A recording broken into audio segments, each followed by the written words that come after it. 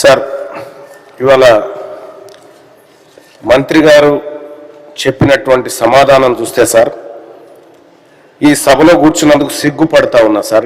ఈ లెక్కలు చూసిన తర్వాత ఒక బలహీన వర్గ సెక్షన్ నుంచి ఈ సభకు వచ్చినటువంటి నేను ఈ లెక్కలు చూసిన తర్వాత కొద్దిగా సిగ్గు అనిపిస్తుంది సార్ వాస్తవానికి. దాంతోపాటు ఇంకా ఇది నా సభనేనా, అసలు నా ప్రజలకు సంబంధించిన సభనేనా కాదా అనేటువంటిది అనిపిస్తూ ఉంది sir. I mean government sir. Sir ఇక్కడ ఇప్పటిదాకా గౌరవ పెద్దలు బండా ప్రకాష్ గారు, ఆ తర్వాత మన్సూరాచారి గారు, ఎల్ఓపి గారు కూడా చాలా ఆవేదనతో కూడినటువంటి అంశం చెప్పారు సార్. ఈ 2 సంవత్సరాల్లో సార్, ఈ 2 సంవత్సరాల్లో ఈ ప్రభుత్వం చెప్పినటువంటి లెక్క అది కేవలం లెక్క కాదు సార్.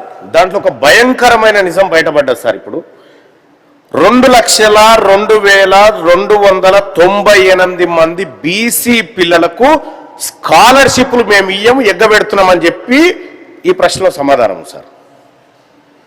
2,02,298 మంది బీసీ విద్యార్థులకు మేము స్కాలర్షిప్ ఎగ్గబెట్టినామని చెప్పి ఈ ప్రభుత్వం చెప్పింది సార్. ఈ ప్రభుత్వం చేసిన కథ దానికి ఎట్లా అంటే sir, 2024 socio economic outlook page number 98లో 2,44,766 మంది బీసీ విద్యార్థులకు స్కాలర్షిప్లు ఇచ్చినామని చెప్పారు సార్.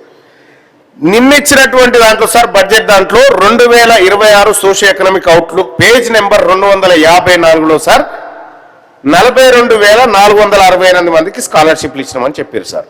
ఒక్క 1 year లో 2,02,298 మంది విద్యార్థులకు స్కాలర్షిప్లు ఎగబెట్టినాం మేము అని చెప్పి గౌరవ మంత్రి గారి సమాధానం ద్వారా బయటపడ్డది సార్.